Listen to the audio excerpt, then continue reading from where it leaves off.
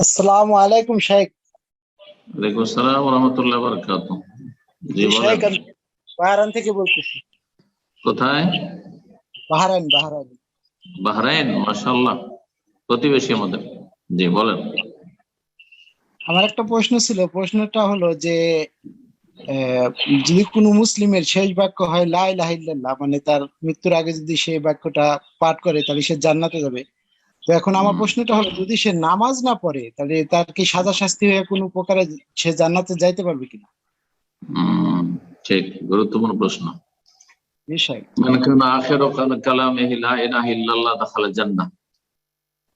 নবী সাল্লাল্লাহু আলাইহি ওয়াসাল্লাম বলেছেন, যার সর্বশেষ কথা হবে লা ইলাহা ইল্লাল্লাহ, সে জান্নাতে যাবে। অন্য রিওয়ায়াতে রয়েছে, মান মাতা ওয়া হুয়া ইয়ালামু আন্নাহু লা ইলাহা ইল্লাল্লাহ দাখালা জান্নাহ। যে ব্যক্তি মৃত্যুবরণ করলো এবং তার ইলম রয়েছে, জ্ঞান রয়েছে যে আল্লাহ ছাড়া কোনো সত্য মাবুদ নেই, সে জান্নাতে যাবে। এই হাদিসের অর্থ কি শুধু লা ইলাহা ইল্লাল্লাহ মুখে উচ্চারণ করা, পাঠ করা, যে মন্ত্রের মতো কেউ মুখে যদি মরার সময় লা ইলাহা ইল্লাল্লাহ পড়ে নিতে পারে তার জান্নাত চলে যাবে? না, মোটেই এই অর্থ নেই। লা ইলাহা ইল্লাল্লাহ প্রথম অন্তর থেকে পাঠ করতে হবে, অন্তরের সততা থেকে, খালিসা মিন কালবিহি, সিদকাম মিন কালবিহি, ইয়াবতাগি বিযালিকা ওয়াজহা আল্লাহ। এই শর্তগুলি, কন্ডিশন গুলো বিভিন্ন হাদিসে এসেছে। আল্লাহর সন্তুষ্টি উদ্দেশ্য থাকবে এই লা ইলাহা ইল্লাল্লাহ কালেমার মাধ্যমে। অন্তরের সততার সাথে পাঠ করবে এবং অন্তরের খুলুসিয়াতের সাথে পাঠ করবে, এই সব শর্তে রয়েছে।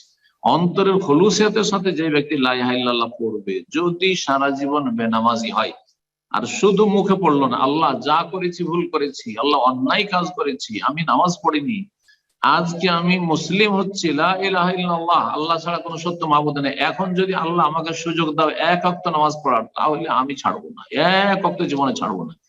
এই অঙ্গীকারের সাথে যদি লা ইলাহা ইল্লাল্লাহ পড়ে, হ্যাঁ, আর দিনের যতগুলি বিধিবিধান রয়েছে সব আমি মেনে নিলাম, এতদিন মানতাম না, এতদিন কেউ নাস্তিক ছিল, এতদিন কেউ বেদিন ছিল, এতদিন কেউ মুশরিক মাজার পূজারী ছিল, লা ইলাহা ইল্লাল্লাহ, আল্লাহ আর শিরক করবো না, আর মাজারে যাব না, আর দরগায় যাব না, আর পীরের মুরিদ হব না, তারপরে লা ইলাহা পড়লো, তাহলে এই লা ইলাহা কাজে আসবে। কিন্তু শুধু পাঠ করলো, মুরিদ মুরিদি থেকে গেল, মাজার পূজারি থেকে গেল, নাস্তিক নাস্তিকই থেকে গেল, শুধু সবাই বললো যে একটু লা ইলাহা ইল্লাল্লাহ পড়ো, লা ইলাহা ইল্লাল্লাহ পড়ো, অথবা তার পাশে তালকিন করলো, সবাই লা ইলাহা ইল্লাল্লাহ পড়ছে, আর সে নাস্তিক দেশে আর তো বাঁচবো না, তো লা ইলাহা ইল্লাল্লাহ পড়েই নিল, আর জান্নাতে চলে যাবে, এত সহজ? না না, আম হাসিবতু আন তাদখুলুল জান্নাহ, আল্লাহ বলছে তোমরা কি ধারণা করেছে যে এত সহজে জান্নাতে চলে যাবে? আরে না না না, জি মোটেই না।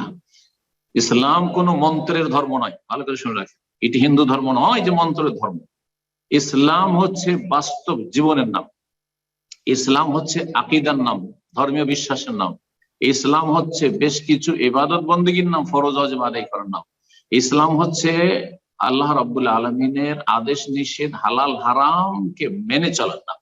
হালালকে হালাল বলে মেনে নেবেন, হারামকে হারাম বলে মেনে নেবেন, এবং কর্মের সুযোগ যখন এসেছে কর্ম করবেন। ওই ব্যক্তি কালেমা পড়ার সাথে সাথে যা হয়েছে হয়েছে, আল্লাহ আল্লাহ তুমি যদি আমাকে সুযোগ দাও, জীবনে নামাজ ছাড়বো না, জীবনে রোজা ছাড়বো না, জীবনে আমি জাকাতে ঘাটতি করবো না, জীবনে আমি পাপ করবো না, এই ইখলাসের সাথে পড়ে, তাহলে এই লা ইলাহা ইল্লাল্লাহ কাজে আসবে, জান্নাতে চলে যাবে ইনশাআল্লাহ। কিন্তু এইরকম কার নসিব হয়ে থাকে? সুতরাং কোন পাপী যদি আশা করে বসে থাকে যে মরার সময় কালেমা পড়ে নেবো, না, কখনো হবে না, আল্লাহ তৌফিক দেবে না। ভালো মানুষকেই ভালো কাজের আল্লাহ তৌফিক দিয়ে থাকে। যে যেই অবস্থায় কাটায় সেই অবস্থায় মৃত্যু হয়, এই কথাটা মনে রাখবেন।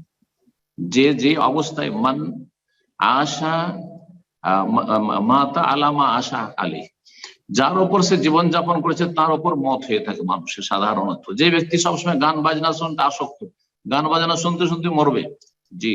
আর যে ব্যক্তি কোরআন তেলাওয়াতের আসক্ত, সেই ব্যক্তি কোরআন তেলাওয়াত করতে করতে মরবে, জি। যেই ব্যক্তি সলাতের পাগল, সলাতে মরবে।